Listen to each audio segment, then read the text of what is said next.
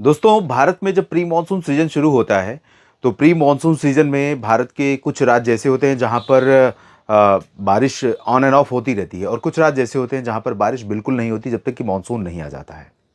और जो winter season खत्म हुआ है 29 फरवरी के साथ, उस दौरान भारत में पूरे भारत की अगर हम बात करें तो इस बार 33% की लगभग कमी रही है बारिश में। यानी जितनी वर्षा होती है उससे 33% कम हुई है। ये दो हिस्सा ही पानी बरसा है, एक हिस्सा छूट गया है। और ऐसे में कई बार गेहूं, चने, सरसों, मटर, आलू या कोई भी फसल हो या पूरा इकोसिस्टम जो है वो लंबे समय से अगर ड्राई वेदर देखता है तो वो प्रभावित होता है, या लगातार कुछ दिन लगातार बारिश होती है तो उससे प्रभाव पड़ता है।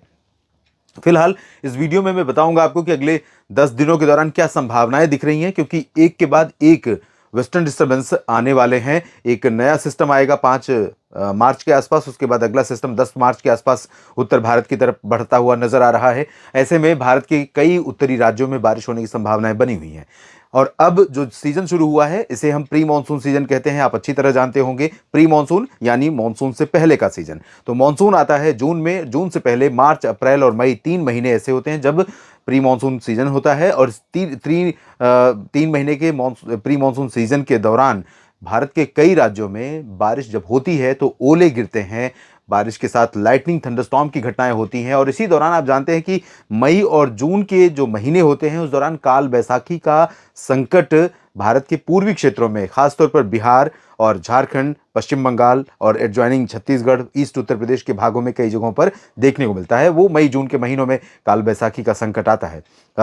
फिलहाल अगले 10 दिनों के दौरान बारिश कितनी होगी, क्या संभावना है, किन भागों में होगी, इसकी बात करें इससे पहले मैं आपको बता दूं कि पूरे भारत में अभी 1 और 2 मार्च के अब तक का जो आंकड़ा है बारिश का, उसके अनुसार भारत में सरप्लस 53% बारिश हुई है। 2 मिलीमीटर होती है, 3.1 मिलीमीटर हुई है। इसमें दक्षिण भारत में अंडमान व निकोबार द्वीप समूह में यहां पर 100% की कमी है। जितना सफेद रंग देख रहे हैं ये 100% डेफिशिएंट है। लक्षद्वीप, केरल, तमिलनाडु, पुदुचेरी, कर्नाटक, आंध्र प्रदेश और तेलंगाना में 99% की डेफिशिएंसी है, और उड़ीसा में 99% की डेफिशिएंसी है। और जबकि 29 फरवरी से पहले यहाँ पर बारिश हुई है, छत्तीसगढ़ में भी और यहाँ पर भी। छत्तीसगढ़ में भी 100% की डेफिशिएंसी है। महाराष्ट्र में 75% कम वर्षा हुई है। गोवा में 100% की डेफिशिएंसी यहाँ पर बनी हुई है। और झारखंड, पश्चिम बंगाल में भी 100% की कमी है। इधर त्रिपुरा, मिजोरम, मणिपुर में भी 100% कम बारिश हुई है। बिहार में 1.2 मिलीमीटर, यानी बहुत ज़्यादा बारिश नहीं होती इन 2 दिनों में, लेकिन 1.2 मिलीमीटर बारिश होती है तो रिमझिम फुहारें पड़ती हैं कुछ जगहों पर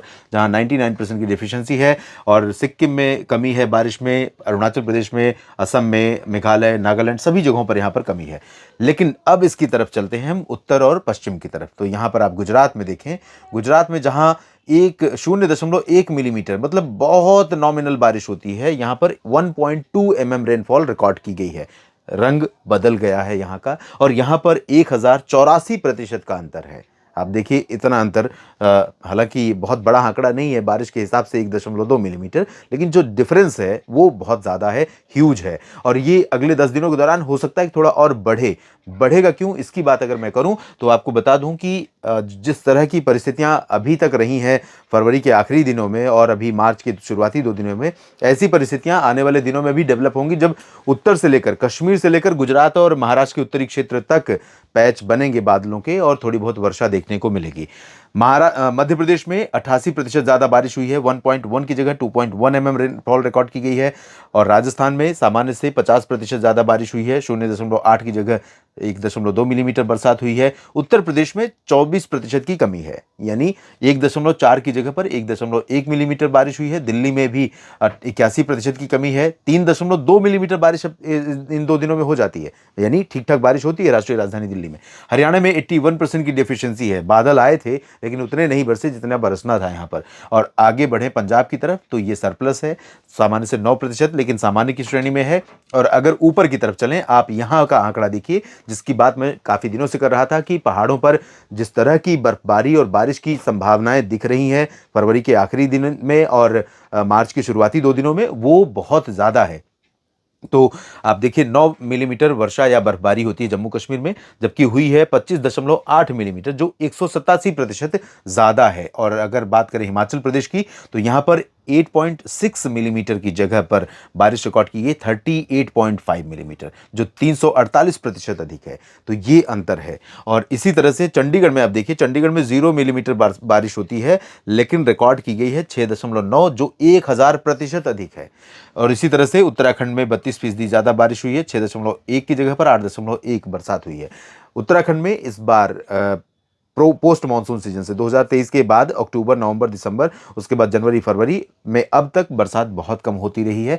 और हिमाचल में भी कम बरसात हुई है या बर्फबारी हुई है, जम्मू कश्मीर में भी कम रही है। इधर डेफिशिएंसी है 75% की। और इसके बाद बात करते हैं कि पिछले 24 घंटों में कैसा रहा बारिश का आंकड़ा। तो यहाँ पर आप देखें, हिमाचल प्रदेश के मनाली में 90 मिलीमीटर वर्षा आज सुबह 8:30 बजे के पीछे 24 घंटों में, यानी 1 मार्च की सुबह 8:30 से 2 मार्च की सुबह 8:30 के बीच के आंकड़े हैं। इस दौरान बनिहाल में 74, गुलमर्ग में 62, भुंतर में 58, काजीगुंड में 45, श्रीनगर में 21 और चुरू में 19 मिलीमीटर की ठीक ठाक बारिश हुई है।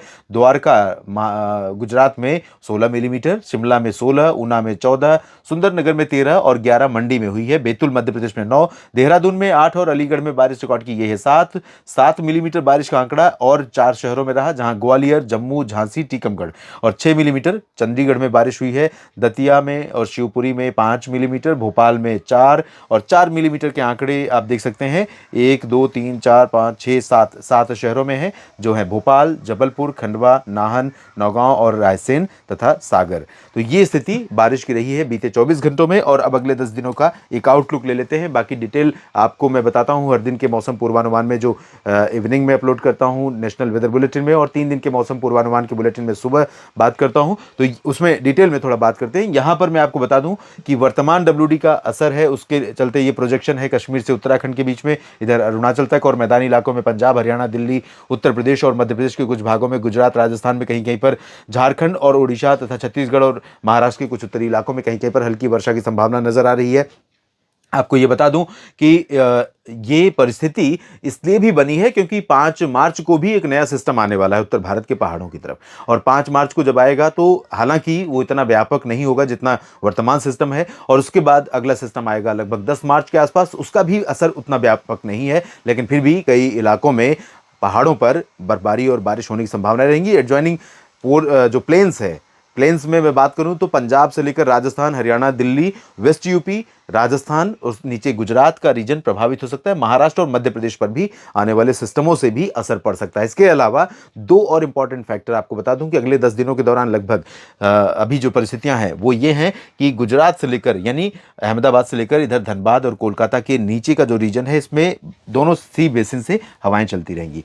और इन हवाओं को जैसे ही इधर से कोई टकराने वाली हवा मिलेगी, हवा जैसे टकराएगी तो ये हवा अभी क्या होगा कि ये निकल जाती, अगर ये हवा टकराएगी तो हवा का ऊपर उठना शुरू होगा, ऊपर जहां भी जाएगी, क्योंकि इसमें नमी रहेगी। और ऐसे में जैसे ही ये फ्रीजिंग पॉइंट पर पहुंचेगी जहां पर क्लाउड फॉर्मेशन होता है, तो बादल बनेंगे और बारिश की संभावनाएं सेंट्रल पोर्शन में भी कुछ एक जगहों पर बनेंगी। लेकिन बहुत अच्छी बारिश की उम्मीद अभी नहीं है। अच्छी मतलब तेज बारिश की। तो उम्मीद क्या कहें, अभी इसकी उम्मीद मुझे नहीं लगता किसान भाई कर रहे होंगे। किसान भाइयों को इंतजार होगा साफ और शुष्क मौसम का, क्योंकि अब फसलों के लिए बारिश, और वो भी हवा के साथ और ओलावृष्टि के साथ, ये चैलेंज निश्चित तौर पर है। तो अब बारिश ना ही हो तो अच्छा है, क्योंकि मार्च का समय आ गया है और मार्च अप्रैल तक कटाई मड़ाई का काम अपने चरम पर हो जाता है। तो उम्मीद करता हूं, आशा करता हूं कि इस 10 दिन के बाद मौसम धीरे धीरे साफ हो जाएगा सभी जगहों पर, और इस दौरान भी जो बारिश होगी उससे आपकी फसल को नुकसान नहीं पहुंचेगा। इस बुलेटिन में भी इतना ही। बने रहिएगा मौसम तक चैनल और न्यूज़ मीडिया मंच के साथ। जानकारी ठीक लगे तो वीडियो को लाइक और शेयर करिए अपने सोशल मीडिया नेटवर्क पर, और